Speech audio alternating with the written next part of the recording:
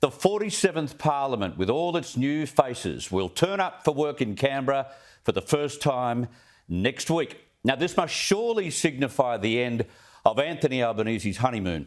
He's had 9 weeks playing foreign diplomat, but from Tuesday, he's face-to-face with Peter Dutton in question time and has to start horse trading, of course, as he introduces his first batch of 4 bills to the House. And the priorities to be fast-tracked are apparently climate change, aged care, skills and paid family violence leave. But this campaign promised to enshrine into legislation Labor's overly ambitious 43% emissions reduction target by 2030 is not only about to come under massive scrutiny, it's a very dangerous forecast to transform into a law. Now, on the scrutiny issue, the Greens and Teals have been living in climate change gaga land during the election campaign, have been urging for a target of close to 75% by 2030, almost double what Labor has on the table. And today the Prime Minister was standing firm against any compromise to his magic number of 43. Look, we're happy to consider any sensible amendments that can improve legislation. Can I jump in? But what we're not happy to do, to be very clear, is to change the issue that we have a mandate for, which is 43% reduction by 2030 and net zero by 2050. That's where I was going to clarify. That's what it came down to. If you could get the Greens' support, if you just lifted that emissions reduction target by a touch, are you open to that at all? No.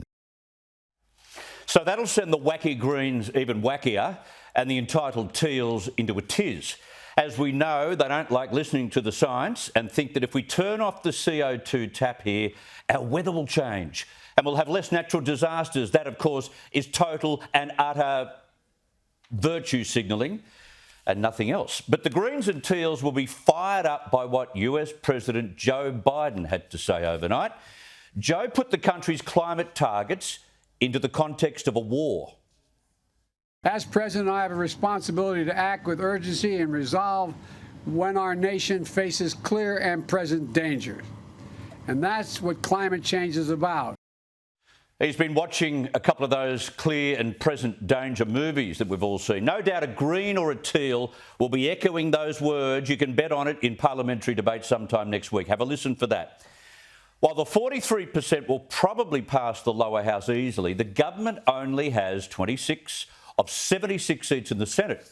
And the Greens have form, as we all know, for not compromising, and it may all come crashing down as a carbon tax did years ago. But that brings me to how dangerous a forecast of this type is when you make it law.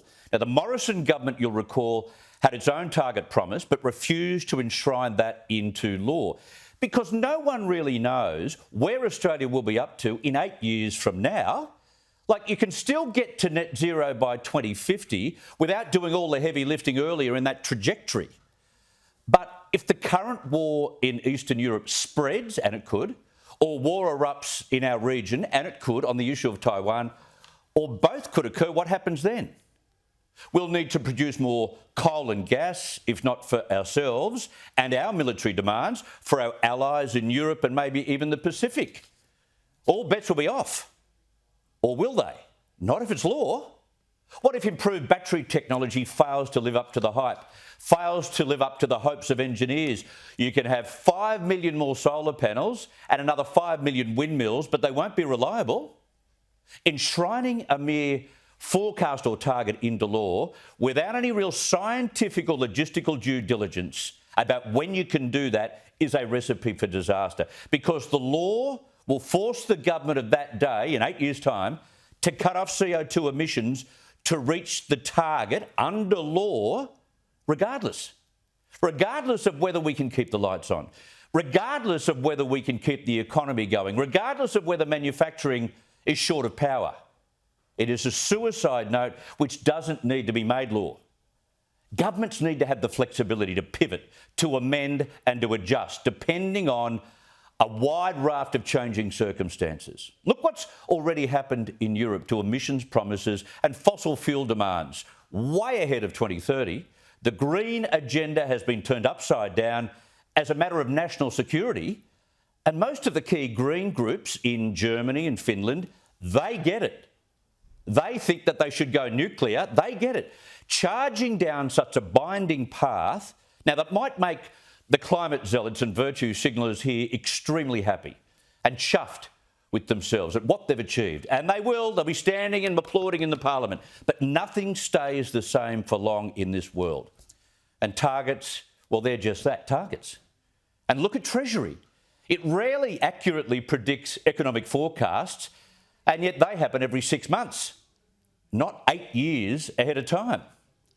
Now, I don't know who will run this country in 2030, but they will be in charge with their hands tied firmly behind their back.